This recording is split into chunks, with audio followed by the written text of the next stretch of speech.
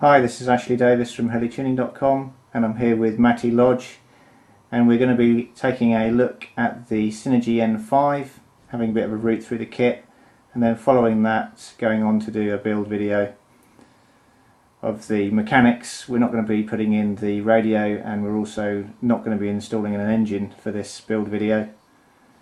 So we'll now get on and open up the kit and have a look, see what comes in there. Okay, so we've dropped the outer packaging out, and when you open the box, the first thing you see is the N5 manual, and this is a fully illustrated manual. Really nice clear diagrams in here, as you can see. Various bits of the build.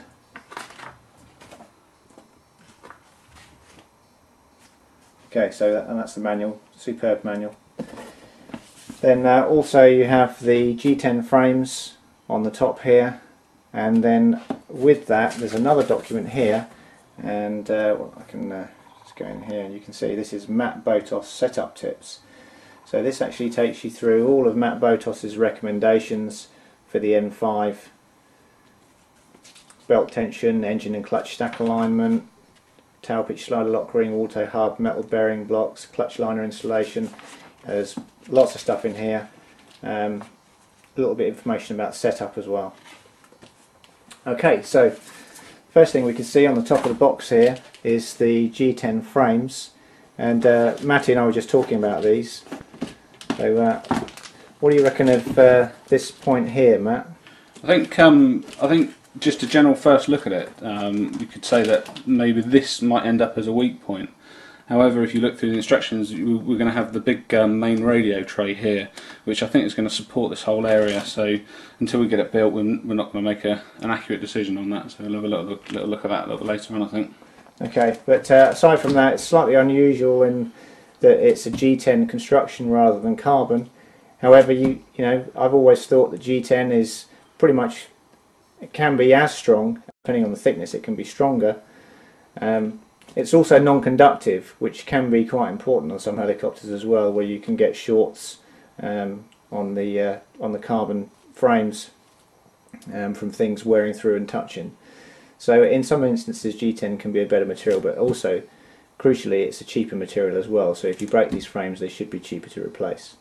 Also, I think you get a lot of the modern day helicopters are using G10 anyway, which is a carbon fibre weave over the top to give the appearance of carbon fibre. So.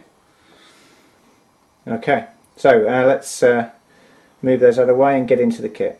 Okay, so what we've done is we've just gone through the N5 kit and really pulled out the bits that we feel we can talk about and give you some good information about, which are representing sort of features of the N5 or unique bits of the N5 or recent changes to the N5 that we can highlight for you to give you an overview of the kit. So to start off with, we've pulled out here the skids. Now, one of the things that Matty and I were talking about was these skids are really quite narrow. So if you want to bring that 600 skid in there, yeah, Matty. Interesting. This is a 600 skid, so you can just, for those 600 skids, you can see the difference in size. I noticed this when it was flying at Charmouth, actually, although the people that fly on it didn't really seem to comment on it, so I don't know whether it would become a problem. But yeah, the main thing I was thinking about with it was that if you come in on an auto or something like that, and you land a little bit on the side, you've got a much better tipping capability with the 600 skid, whereas the N5 skid is probably going to go over a bit easier. But we'll find out a bit more about that when we fly it. But first looks, they look quite narrow. Yeah. What else we got here? One thing worth talking about there is the flybar spindle, Matty. Yeah, flybar spindle. The flybar cage. Or feather and spindle? The feather and spindle. We'll go for the feather and spindle. Feather and spindle first. Okay, typical chunky feather and spindle here. 8mm feather and spindle. It's adopting the principle of the two bearings either side of the thrust bearing here. So obviously the damping in the head as well. We've pulled a damper outside of the head here. Big old chunky old damper there, and I mean it's a pretty tough old damper. Yeah, we both had a squeeze of that damper, and it's got some serious serious issues. So yeah. if you're going to boom strike one of these, you're doing well. And also they've included this sleeve in the head. With just you can probably see the shadow. We've popped this out a little bit so you can see the sleeve that goes to the centre of the head. And that's similar to the 600N, which is a similar kind of sleeve on the latest models. And obviously once the sleeve pushed back in, the damper will go straight in. This is moving down the head. You've obviously got your programming onto your flybar carrier here. This is on the middle hole at the moment, as you can see. Probably run at that initially. The whole thing is pretty chunky. Do you know what I mean? Yeah, it's a really chunky head on this. It's one of the most chunky heads I've seen on a 50 size model. It's not going to move. Another thing we noticed is that just at the top of its travel there is a little bit stiff, but I think by easing that out or just adjusting these pins, we'll get that sorted out with relative ease. Yeah, I think one of those pins probably isn't straight, which is causing that to bind up a little bit. Yeah. Swash plate. What's around about the swash plate? One of the key things on the swash plate is you can probably just see there. There's a split in the swash plate there, and an Allen bolt that goes through it, and that just gives you some adjustment on the swash plate, so you can tighten the swash plate up on the bearing. So if you're getting any slop in your swash plate, you can tighten it up a little. And also on that anti-rotation pin there, you've got a bearing which is for running inside the anti-rotation slider. So rather than it just running, just a bare pin inside of the slider, you've actually got a bearing on there. Yeah, that's good. I think once we get to the top of the head, these are the much talk about whether they were going to use a plastic grip or a CNC grip. Personally, I mean, getting hold of these CNC grips and the arms here, I mean, they're pretty substantial and pretty accurate machining going on there, and yeah, I had a look at those. They're a really nice fit. And then I've obviously done the tail blade grips as well, which are also pretty good.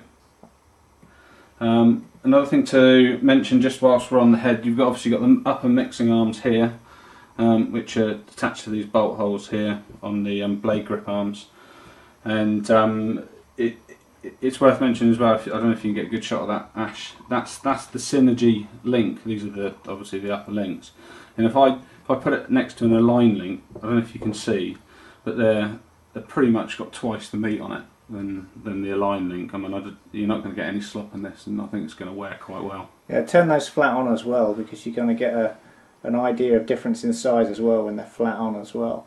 You can see that the N5 link is really chunky.